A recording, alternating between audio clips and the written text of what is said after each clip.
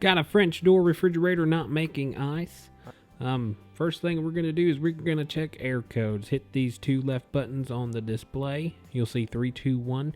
You will go all the way down, or you hit down till you get to test 56. This will give you an air code, or this is the air code for the ice maker. This E2 is the lost motor position. So now we're going to go to test 59. We're going to hit select zone, and this is moving clockwise, I think. And you can actually hear this motor turn. This is just verifying that E2 air code. So test 59 just moves that motor, and what it's doing is it's turning around to find the home position. And if you'll hit the buttons more, it'll go from clockwise to counterclockwise, and so on and so forth. What we're looking for whenever this is finishing its test is we're looking for a 01 or a 02.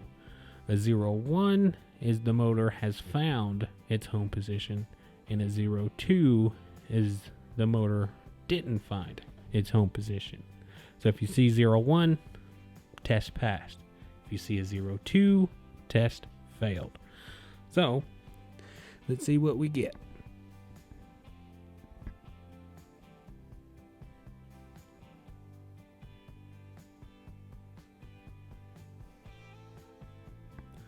And this will take a little bit of time. I want to say this test lasts 70 seconds.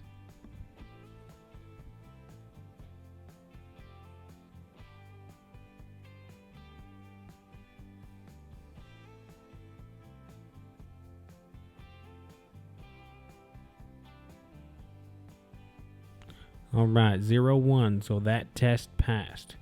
We're going to do it again.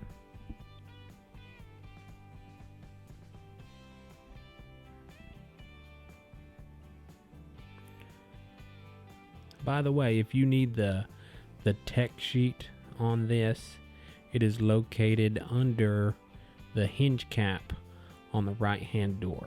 So if you take off that hinge cap, you will find the tech sheet, and it will give you some information.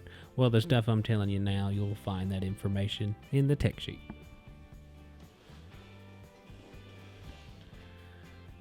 And I'll actually show you here in a second while we're doing this test. This is the hinge cap, and right under that hinge cap you will find the tech sheet laying underneath it, just like that. So it's a Phillips head screwdriver. You get that one screw out, boom, there's your tech sheet. Anyways, back to the test. 02. So it failed, I believe, in the clockwise test, but it passed in the counterclockwise test. So what that means is you have a bad ice maker. And we're going to go ahead and swap this ice maker out today. You got to take off this first panel on the right hand side. You need a 1/4 inch screwdriver or a 1/4 inch nut, and it fits really well. Some nut drivers are too thick and they won't fit in the hole. So if that won't work for you, I use my little socket set here with a 1/4 inch, and it works perfectly. Get those two screws out, then we can get this panel off out of the way. You want to pry it down and pull. I mean, it's just in some clips. Sometimes they break, sometimes they don't. It's okay if they break. It's not a big deal. Get those clips down. Then you'll have the wire harness for the light. You take that off, and then the panel comes right out. Next, we're going to work on this ice maker fascia. You just get a screwdriver and you pry it out of the way. Bring her down, and then you disconnect the heater harness right there. We're going to work on the water line next. So you take off this cover, and it's just held in by clips. So you just get your screwdriver, pry it out of the way, and then boom, comes off. Take off the water line. Then we got some harnesses to take care of. 3 of them. I will have this ice maker linked below in this description, by the way, so if you guys need the ice maker, go ahead and pick that up. But yeah, got a screw there on the front left and then front right. So whenever you get this ice maker, or you get these screws out, You just pull the ice maker housing and she should drop free for you. You'll see that here in a second, but yeah, not a bad job. Alright, so you just pull, the ice maker comes out. Set the ice maker on the counter, and we got 5 screws. And this here, you got to use the socket to get down in that hole. And this barely fits too, by the way. So you can just pry that thing down in there, and it should get those screws out for you. But you got those 3 there, and then there's 2 more near the front of the ice maker housing. But yeah, we're getting these rest of these screws off, and then we're gonna get that panel off, and that will expose the ice maker. But before you get the panel all the way off, we do got to get those wires out of its channel there. So you'll remove that blue tape and then take out the wiring.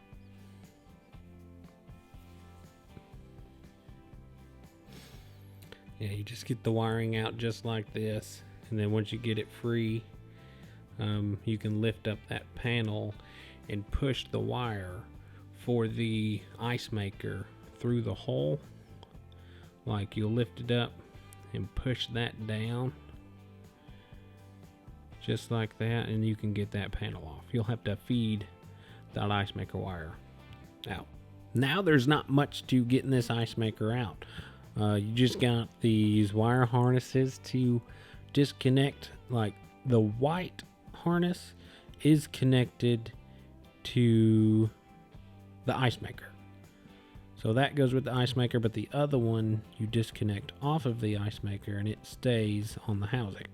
So you take that off and that ice maker just comes right up. That's it. Then you'll grab your new ice maker and you'll drop it in the spot. I mean, that's all it is. I mean, there's nothing holding that ice maker in. So once you get the wire harnesses disconnected, you pull that sucker out, and then you drop the new one in its spot. Nothing to it, guys. So again, if you need that ice maker, I will have it linked below, so make sure you go ahead and pick that up if you need it. But yeah, get the ice maker back in, hook the harnesses back on. Yeah, get it back in its spot.